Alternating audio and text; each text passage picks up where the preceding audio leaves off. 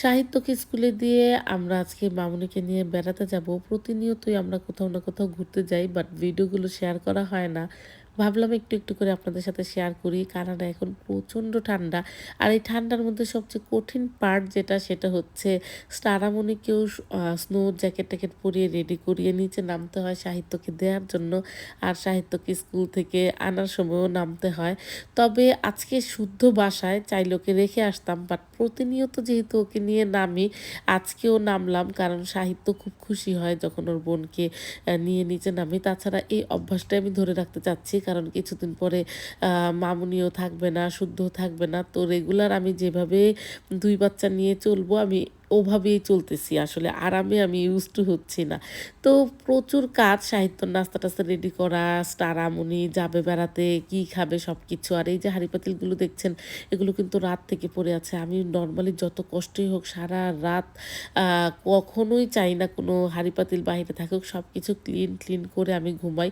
But একদিন আমি ধুইতে পারি নাই, কিন্তু এখন কিন্তু পড়েই আছে। আর শুদ্ধ এর উপরেই কিন্তু কফি বানালো, নাস্তা বানালো। ওর এখন একটুও টাইম নাই আমাকে হেল্প করার। তা আমাকে এগুলো ধুয়ে সবকিছু গুছিয়ে অবশেষে আমরা বেড়াতে যাচ্ছি আকাশ ভাইয়া আর তন্নির বাসায়। এখানে হুট করে কোথাও বেড়াতে যাওয়া অনেক ঝামেলার মনে হয়, কারণ প্রচুর ঠান্ডা। বের হতে গেলেই লেয়ারে কাপড় পরতে হয়, থার্মাস পরতে হয়, জ্যাকেট পরতে হয়, স্নো বুট, গ্লাভস, হেট, আরও কত কিছু। মনে হয় যে মাস্ক মানে কোনো কিছু বাদ দেওয়া যায় না, এতটাই ঠান্ডা। বাট এখানে আমরা এভাবে ইউজড টু হয়ে গিয়েছি। মানে সব কাজ যেহেতু নিজের করতে হয়, যে আবার সব জ্যাকেট-ট্যাকেট হ্যাঙ্গার করো, মানে খুবই ঝামেলা মনে হয়। মামুনি তন্নিদের বাসায় এই ফার্স্ট টাইম এসেছে, আর ওদের বাসায় এবার একটা সারপ্রাইজ আছে, সেটা হচ্ছে তন্নির মা আন্টিও কিন্তু কানাডায়। তো সবাই মিলে আমরা একসাথে আজকে অনেক আড্ডা দিব। আর এই টাইমটা আমরা চয়েস করেছি যে নীল আর সাহিত্য স্কুলে আমরা যেন জম্পেশ আড্ডা দিতে পারি, বাচ্চাদেরকে নিয়ে যেন আমাদের বিজি না থাকতে হয়।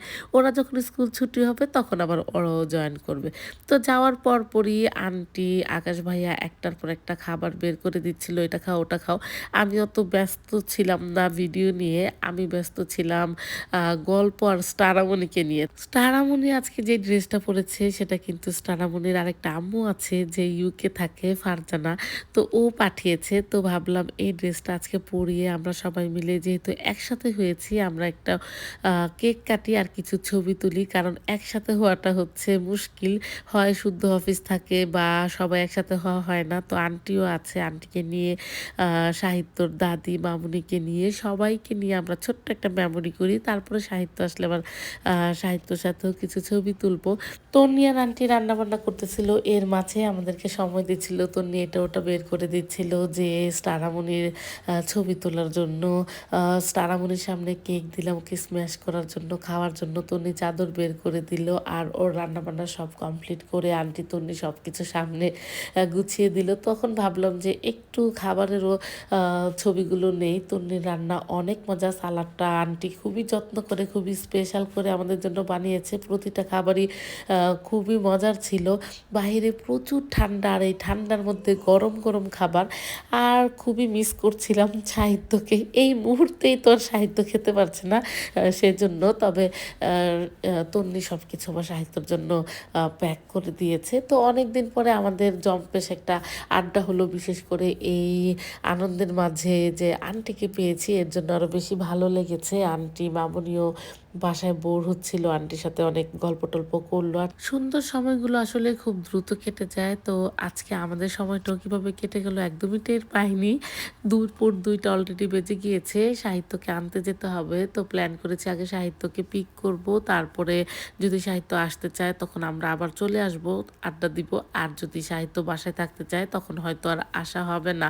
তো ওইভাবেই আমরা বিদায় নিয়ে বাসার দিকে রওনা দিয়েছি। খাবারের পরপরই আমাদের বাসার দিকে রওনা দিতে হয়েছে, কারণ দুপুর ২টা অলরেডি বেজে গিয়েছে। আর ঠিক ৩টা ৩০-এর মধ্যেই সাহিত্যর স্কুল বাস সামনে চলে আসবে। তো আমরা একটু রেস্ট নিয়ে বের হয়ে গিয়েছি। তো আশা করি আপনাদের ভালো লেগেছে ব্লগটা। তো ভালো থাকবেন। আজকে এখানেই সবাইকে জানাচ্ছি আল্লাহ হাফেজ।